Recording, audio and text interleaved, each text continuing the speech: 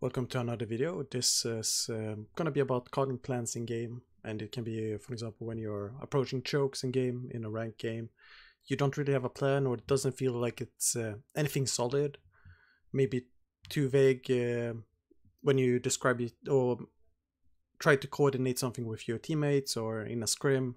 Let's say a strategy hasn't worked and you have no idea how to proceed, or in a match where you just stand still and nothing's happening. And it's very simple to start solving it.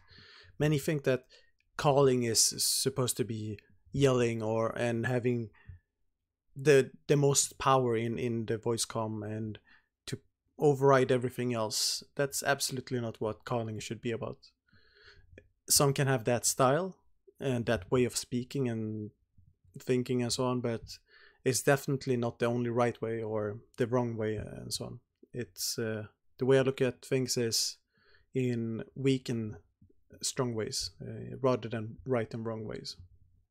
So the easiest way I usually describe this is by having 3 steps, and then you repeat those steps each before every team fight or after a team fight, etc. So the first step is visualizing what the next scenario will be looking like. This could be, for example, if you think about ultimates, think about positions, what positions the enemy had the last team fight, what ultimates they had the last fight, did he use anything, what abilities do they have on cooldown, have you seen a Roadhog waste a hook or a Winston waste a bubble, etc. And in game at a high level, this happens in seconds or even a fraction of a second. So that's why I include basic abilities as well, not only ultimates. But in ranked, for example, you might not need to use to keep track of basic abilities and such. But anyways, so you think of the positions as well the enemies might have had, the target focus they might have had, who did they focus in your team, who did your team focus, did it work, did it not work, and you basically take all the pieces of information you have scattered, from events before the moment you are in, when you try to visualize, if that makes sense. It's a bit of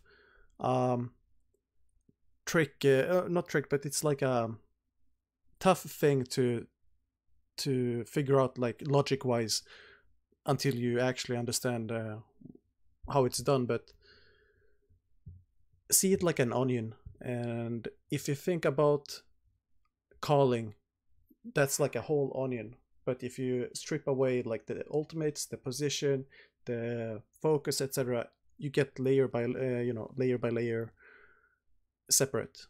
And that's how I think about it.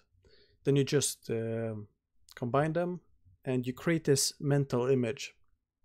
And for me, because I've done it so many times, and for many players as well, they feel it in their gut feeling when they think of this mental image.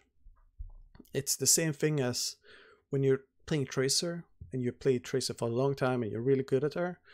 You can use eye measurement to know exactly where you're gonna land with a blink. You will be able to predict where you will land with your recall, or if you play Pharah and you shoot rockets from really far away that hit perfectly, that's all prediction as well. And it's because you're using past experiences to evaluate the current situation and is it gonna hit or not hit, and you sort of create this confidence level based on how probable something is, how probable it is that something is going to happen according to your expectations. And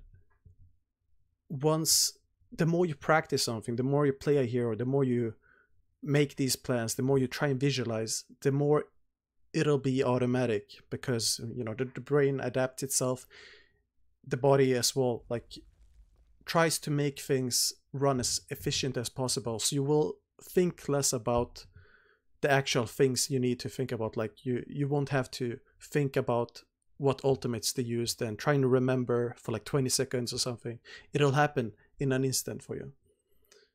For example, you can think of, did the enemy Reinhardt use his shatter if it didn't, would it be could it happen that he doesn't have the shatter because he didn't do any damage, or did he actually do enough damage so he maybe have the shatter for the next fight? Or is it like the first fight and there's just everyone starting on equal ground, 0 ultimate charge? All these things are nested into this mental image, and that's basically the first step. You try and create this image that you can see or feel, not really see, but if you close your eyes you can sort of remember what it looked like. But yeah, it's like an image, the way I think about it, rather than, it's not like a movie or anything. It's a solid image, and then you can see details, like fine details. And the second step, then it moves us to the second step, which is communicating it. And the way you communicate something in game, especially in a high stress environment, or like a ranked game that's very stressful, maybe you're down 2 points or something and you're on the last point on King's Row, Hollywood, whatever, and it's a really rough game. You have like 5 minutes or 4 minutes against you. You can't really talk the way you want to. Some players, they feel an urgency, like when you want to talk or like give a plan or have, suggest something, like some idea at least, and it could be coming off as aggressive or threatening, or as if it's challenging someone's already established idea or vision of what's gonna happen or what should be done. So to communicate your image of what a plan could be, you have to evaluate the situation in your team in the moment, as you do when you evaluate what's going to happen in the next team fight, if that makes any sense. You got to think about how is the mood of my teammates, what's the tone of their voices, do they talk, do they not talk? If they are not talking at all, maybe you want to be uplifting, you want to be empowering, and be open to suggestions, and like express in your tone and in your voice and so on that you're welcoming them. And maybe they still don't talk, but it's a good way to try and spark some discussions going, or spark some attention to your idea. And for an example, if you're having a team that's very chaotic, maybe everyone is talking so loud that no one listens or can't even hear, then you need to calm them down, and you got to figure out some form of trigger that can reset them, basically. And every player is unique, and this is where experience and intuition comes into play, where you need to test, basically. If you fail at trying something, you'll try something else and you'll learn from it, basically. And that's why we see veteran players, experienced players and so on, be the shot callers, or the players that are very good intuitive thinkers, or that feel things with great precision, be it shot callers or target callers, etc., because they have a certain skill set or trait that helps them talk with different players and be like a messenger of their own idea or someone else's idea, and connect everyone so that the team becomes unified. And once the team is unified through communication and so on, that's when you can go into the third step, which is taking action. And it's basically when you want to get the ball rolling, and you basically say 3, 2, 1, or you create some countdown. And for example, if you're Lucio and you want to speed around the corner, you say where and when. So before you approach the corner as well, I'm gonna take multiple heroes as an example, but let's use Lucio first. You say, I'm gonna speed at this corner in 5, and then you count down 5, 4, 3, 2, 1, and so on. Or if you're close enough that the 5 is too much time, you just lower it to a 3. And I usually recommend to never go under 3, because that's too rushed for some players. 3, 2, 1, it's really easy to follow, and you just have to make sure that everyone is on board, and you take a tone that you think everyone is gonna be listening to, in terms of not like overpowering them or be more powerful. It's more about the rhetoric, or having good rhetoric or charisma, basically, when you speak with them. And let's take a Winston for an example. If you're playing dive and you're leading a dive squad, for example, Winston, Diva, Genji, you want to dive on first point Numbani as attacker, you gotta say where you're jumping and when you're jumping, because the Diva is never gonna be in front of the Winston. She's gonna be behind him because, Matrix. Genji is always gonna be behind the Winston as well, because if he dives in, he's gonna be dead. So you say, I'm gonna jump here in 3, 2, 1, or 5, 4, 3, 2, 1, etc.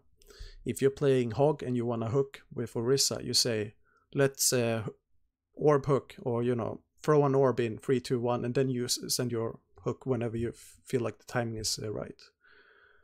And this is how you call plays and how you call plans, for example, how you make them turn from ideas to a message and then into an action. And it's not as simple as this. You have to still practice remembering odds, remembering positions, thinking about stuff, and making the thinking process faster and faster until it becomes automatic, if that makes sense. And it's possible to train it. It's definitely possible. It's some players are born, natural skill talkers, etc. And some are just players that grinded it. But in the end, hard work pays off, and once you're in game, you just repeat these steps, and it's gonna feel a lot smoother, especially when you're in a team environment like scrims or matches. And it's also a lot more fun when you're having organized play, and it'll make the team feel less lost or less prone to be lost if you're able to think of how to start thinking about a plan rather than making the right plan or not making mistakes and so on. So keep in mind that you gotta visualize, then you gotta communicate and take it into action, and you repeat that, and that's basically it.